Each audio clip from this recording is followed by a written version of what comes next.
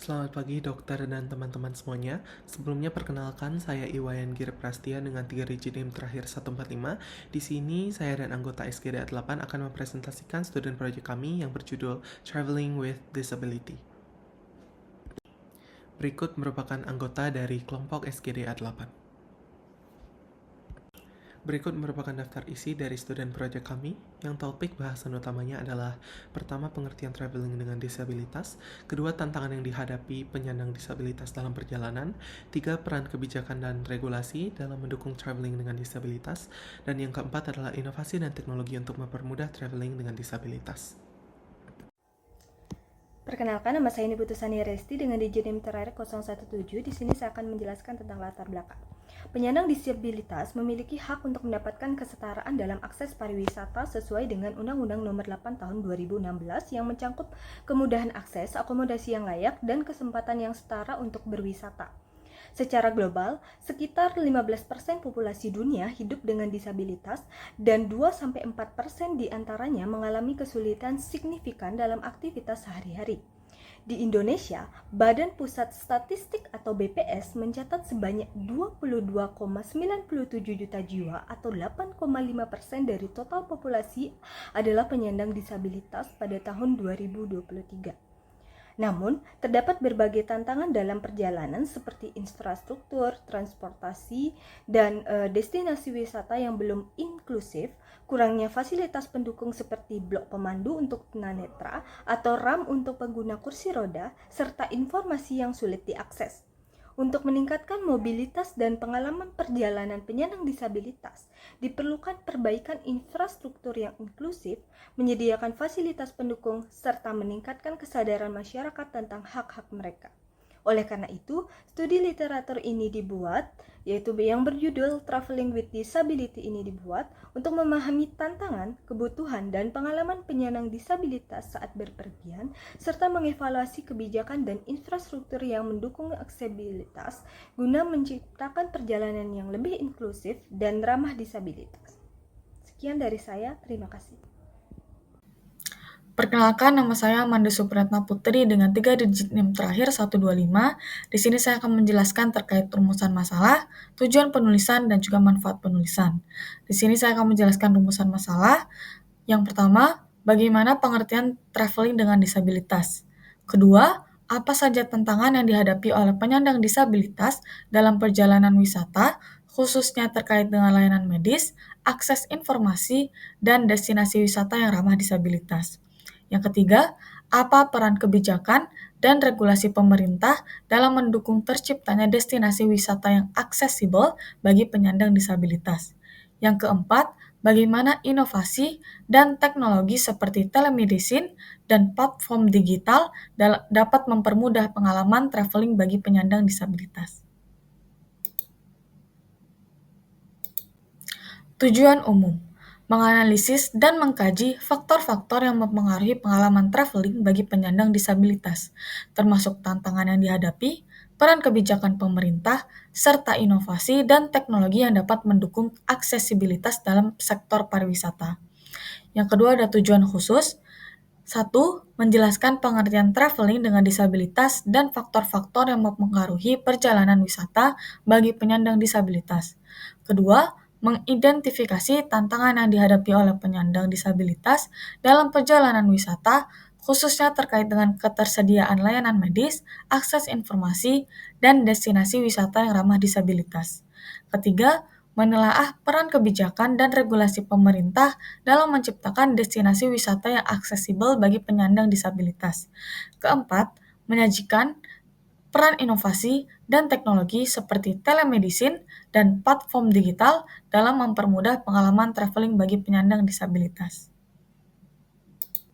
Manfaat penulisan. Manfaat teoritis, peningkatan pemahaman dalam studi disabilitas.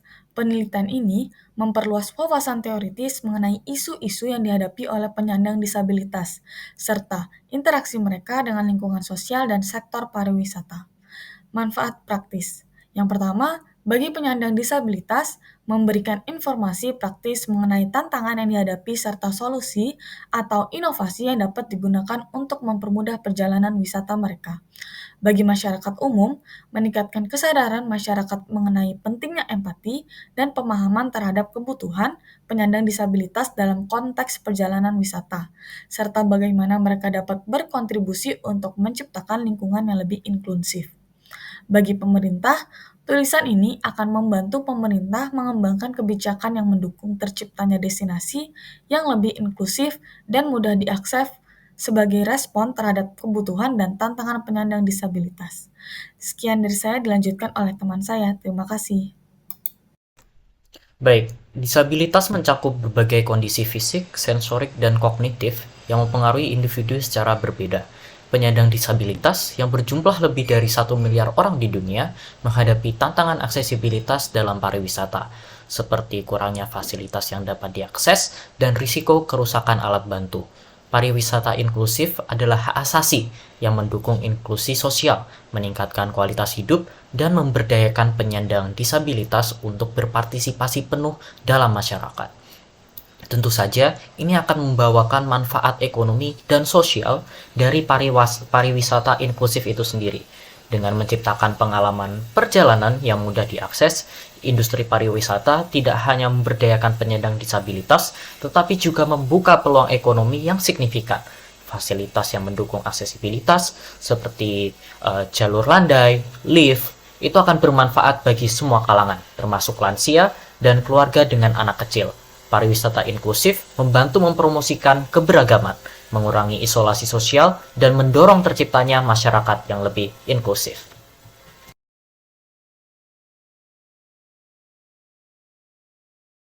Baik, perkenalkan saya Ayudianati dengan 3 digit nilai 194, izin untuk melanjutkan presentasi.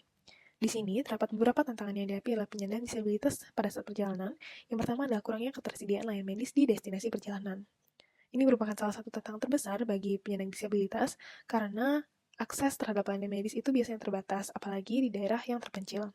Hal ini dikarenakan karena perancangan daerah tersebut atau tempat wisata tersebut itu biasanya tidak mempertimbangkan kebutuhan dari penyandang disabilitas. Oleh karena itu, penyandang disabilitas seringkali merasa kesulitan untuk mengakses fasilitas medis yang sesuai dengan kebutuhan mereka. Di sini, salah satu cara untuk mendapatkan layanan kesehatan yang memadai adalah dengan transportasi yang memadai juga. Apabila transportasinya memadai, orang dengan kebutuhan khusus atau penyandang disabilitas itu bisa mendapatkan apa yang mereka butuhkan dengan waktu yang cepat, sehingga keluhan mereka bisa tertangani dengan cepat juga. Nah, apabila transportasinya tidak efektif, itu bisa memakan waktu yang lebih lama untuk mendapatkan perawatan yang mereka butuhkan, dan pada kasus yang cukup buruk, itu bisa memperburuk kondisi mereka, dan dalam kasus yang lebih buruk lagi, itu bisa bahkan mengancam nyawa mereka. Nah, hal ini itu juga sangat penting, terutama dalam kondisi gawat darurat. Selanjutnya, perawatan medis yang memadai itu juga mencakup tenaga kesehatan serta obat-obatan dan perawatan medis yang sesuai standar. Biasanya di daerah terpencil, kebutuhan-kebutuhan seperti ini, seperti tenaga medis yang mampu berkomunikasi dengan baik, kemudian alat-alat seperti alat bantu dengar, kursi roda, dan alat bantu pendengaran, dan juga obat-obatan tertentu itu sangat sulit untuk ditemukan. Ini menyebabkan mereka dengan penyandang disabilitas itu susah mendapatkan sebenarnya apa yang mereka butuhkan. Ini bisa membuat mereka merasa tidak nyaman selama perjalanan, bahkan memperburuk kondisi mereka. Baik, sekian dari saya, akan dilanjutkan oleh rekan saya. Terima kasih. Baik, selamat pagi, siang, atau malam dokter. Perkenalkan saya Anastasia dengan 3 digit NIM 175. Izin untuk menjelaskan terkait dengan poin kedua, yaitu terbatasnya akses perjalanan bagi penyandang disabilitas. Di mana di sini dibagi menjadi 3 poin, yaitu hambatan utama, kendala tambahan, dan juga solusi yang diperlukan. Terkait dengan hambatan utama, itu mulai dari aksesibilitas, yaitu terbatasnya jalur landai, lift, dan juga fasilitas yang ramah disabilitas. Kemudian juga transportasi umum seperti minimnya kendaraan umum dan yang ramah disabilitas, dan juga informasi destinasi yang kurang format inklusif, misalnya seperti penggunaan QR Code dan beberapa media digital lainnya. Kemudian untuk kendala tambahannya itu juga kurangnya staf terlatih untuk melayani penyandang disabilitas, kemudian juga biaya perjalanan tinggi yang menjadi hambatan utama, dan juga minimnya atraksi dan fasilitas inklusif di destinasi wisata. Nah, beberapa solusi yang disarankan berdasarkan poin terbatasnya akses perjalanan ini, maka diperlukan adanya pelatihan staf, peningkatan infrastruktur, dan juga teknologi yang berbasis aksesibilitas. Kemudian juga dukungan finansial melalui subsidi ataupun program khusus. Sekian, saya dilanjutkan oleh teman saya. Terima kasih. Baik, selanjutnya adalah terbatasnya jumlah destinasi ramah disabilitas. Pertama, pentingnya destinasi ramah disabilitas di mana ini mendukung inklusivitas dan aksesibilitas dalam pariwisata. Manfaatnya itu meningkatkan pengalaman wisatawan dengan disabilitas dan dampak positif sosial dan ekonomi juga bagi destinasinya. Contoh destinasi ramah disabilitas, pertama, Barcelona, Spanyol memiliki infrastruktur publik yang inklusif, transportasi, dan atraksi wisata yang terkenal ramah disabilitas. Lalu Singapura, universal dengan desain di berbagai fasilitas umum, termasuk transportasi publik yang lebih ramah disabilitas daripada di Indonesia. Lalu Taman Nasional Yellowstone ini menyediakan jalur hiking yang dapat diakses pengguna kursi roda. Selanjutnya, tantangan aksesibilitas wisata bagi penyandang disabilitas. Pertama, keterbatasan jumlah destinasi ramah disabilitas, stigma dan sikap negatif terhadap penyandang disabilitas, dan ketidakpekaan terhadap pentingnya inklusivitas. Hal ini berdampak jadinya kurangnya fasilitas dan pelatihan pada staf-staf untuk menangani penyandang disabilitas.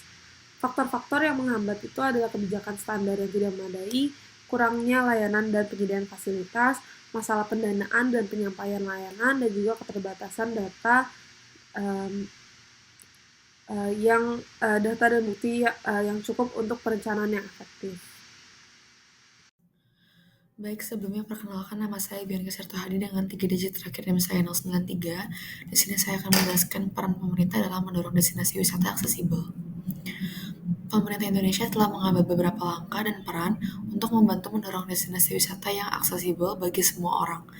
Salah satunya adalah investasi infrastruktur di berbagai tempat seperti jalan, trotoar, dan fasilitas umum. Trotoar dilengkapi aksesibilitas guiding block untuk disabilitas netra. Hal ini sangat membantu para wisatawan dengan disabilitas netra. Selanjutnya ada fasilitas bus transit yang beroperasi ke berbagai tujuan wisata untuk memudahkan. Selain itu, pemerintah juga memberikan pelatihan dan pendidikan kepada pekerja di industri pariwisata tentang cara melayani wisatawan dari berbagai kalangan. Salah satu contohnya adalah mengenai bahasa isyarat. Keterampilan dan kemampuan untuk berbicara dengan menggunakan bahasa isyarat adalah salah satu upaya untuk memenuhi hak berwisata bagi wisatawan dengan disabilitas. Program pelatihan ini bertujuan untuk meningkatkan sumber daya manusia yang diperlukan di sektor pariwisata agar pelayanan yang diterima oleh wisatawan dengan disabilitas baik dan memadai, agar mereka juga dapat merasakan aktivitas wisata yang berujung pada pengalaman yang tidak terlupakan. Mungkin sekian dari saya, bisa dilanjutkan oleh teman saya. Baik, perkenalkan nama saya Pinda Pranyani dengan 3 digit terakhir yaitu 667. Jadi di sini saya akan menjelaskan tentang kebijakan perlindungan medis di transportasi dan juga di tempat wisata. Perlindungan medis bagi para penyandang disabilitas sangatlah penting untuk dilaksanakan. Bahkan sampai saat ini Indonesia telah menunjukkan komitmennya untuk terus membantu meningkatkan kualitas hidup dari penyandang disabilitas melalui regulasi yang mereka telah terapkan. Misalnya yang pertama di transportasi, di Indonesia, penyediaan running text dan TV pada Transjakarta mulai diterapkan agar informasi dapat diakses oleh setiap orang, termasuk orang dengan disabilitas tuli. Selain itu, di dalam bagian MRT disediakan ruang bagi penumpang prioritas dan terdapat juga ruang bagi para pengguna kursi roda. Kemudian yang kedua ada tempat wisata, di mana Taman Inklusi adalah salah satu taman tematik di Bandung yang memiliki fasilitas untuk penyandang disabilitas, yaitu jalur pedestrian, ada jalur bagi pemandu, kemudian ada area untuk parkir, dan juga rem atau jalur khusus yang memiliki kemiringan tertentu. Kemudian juga ada toilet khusus untuk disabilitas, serta rambu dan marka disabilitas. Baik, terima kasih atas kesempatannya. Perkenalkan saya Justin Marvela Taswin dengan 3 digit NIM terakhir 220. Di sini saya akan menjelaskan mengenai telemedicine untuk wisatawan dengan disabilitas. Jadi sebelumnya kita harus mengetahui dulu apa itu telemedicine. Telemedicine merupakan layanan kesehatan berbasis teknologi, telekomunikasi, dan dapat membantu mengatasi masalah yang berhubungan dengan hal tersebut, seperti jarak, dan lain-lain. Telemedicine bisa menggunakan komunikasi audio, visual, dan data. Telemedicine juga memungkinkan perawatan, diagnosis, konsultasi, pengobatan, dan juga pertukaran data medis secara elektronik tanpa dibatasi oleh jarak. Ada dua hal yang dapat diatasi oleh telemedicine bagi wisatawan dengan disabilitas. Yang pertama adalah meningkatkan akses layanan kesehatan dan peningkatan kepuasan. Yang pertama, meningkatkan akses layanan kesehatan. Telemedicine itu menciptakan komunikasi jarak jauh dan solusi ini tuh mengatasi hambatan mobilitas, memberikan kenyamanan, keamanan, dan akses layanan kesehatan yang setara selama perjalanan bagi wisatawan dengan disabilitas. Kemudian yang kedua, ada peningkatan kepuasan, di mana telemedicine meningkatkan kepuasan memudahkan wisatawan dengan disabilitas, kemudian memberikan layanan juga memudahkan akses ke dokter spesialis yang mungkin tidak tersedia di lokasi wisata yang sedang diikuti oleh wisatawan tersebut. Kemudian juga memastikan perawatan yang tepat dan berkualitas. Itu saja yang bisa saya sampaikan. Eh, Selanjutnya akan dilanjutkan oleh rekan saya. Terima kasih. Baik, izin melanjutkan. Sebelumnya, perkenalkan nama saya Gabriel Fidelia dengan 3 digit NIM terakhir 099. Jadi, internet dan platform digital itu berperan penting dalam memudahkan penyandang disabilitas mengakses informasi yang relevan. Seperti contohnya, informasi tentang aksesibilitas, seperti tempat wisata, transportasi, dan akomodasi yang memang ramah untuk disabilitas. Kemudian, dalam hal interaksi komunitas, seperti berbagi pengalaman dalam mendapatkan rekomendasi tempat tertentu atau transportasi tertentu, dan juga dukungan dari komunitas penyandang disabilitas. Serta adanya teknologi internet dalam aplikasi yang ramah disabilitas seperti inovasi aplikasi Be My Eyes dan juga layanan pemesanan tiket yang inklusif. Kemudian contoh dari implementasi platform digital ini yang sudah terjadi contohnya adalah Diva City Tour atau Ojek Diva yang merupakan layanan transportasi digital di Yogyakarta yang memudahkan mobilitas dengan penyandang disabilitas. Kemudian terdapat platform pelatihan dan distribusi SDM inklusif yang memberikan akses pelatihan dan peluang kerja bagi penyandang disabilitas. Jadi dengan adanya internet ini, potensi besar dalam pemberdayaan penyandang disabilitas dapat meningkatkan kesejahteraan mereka. Namun, berbagai tantangan seperti kesenjangan digital perlu diatasi oleh bersama-sama baik dari pemerintah, swasta, dan masyarakat semua, supaya terciptalah kualitas hidup penyandang disabilitas yang lebih baik. Baik, sebagai kesimpulan, jadi traveling with disability adalah kegiatan perjalanan yang dilakukan oleh individu dengan disabilitas, baik untuk tujuan rekreasi, pekerjaan, maupun kebutuhan lainnya. Kemudian, kegiatan ini tentunya dengan mempertimbangkan kebutuhan khususnya mereka. Hal ini melibatkan aksesibilitas umum dan inklusi dalam berbagai aspek perjalanan seperti transportasi, akomodasi, dan juga fasilitas umum. Kemudian ada pun beberapa tantangan yang mungkin dihadapi oleh penyandang disabilitas, di antaranya adalah kurang tersedianya layanan medis di destinasi perjalanan, terbatasnya akses terhadap perjalanan, dan terbatasnya jumlah destinasi ramah disabilitas.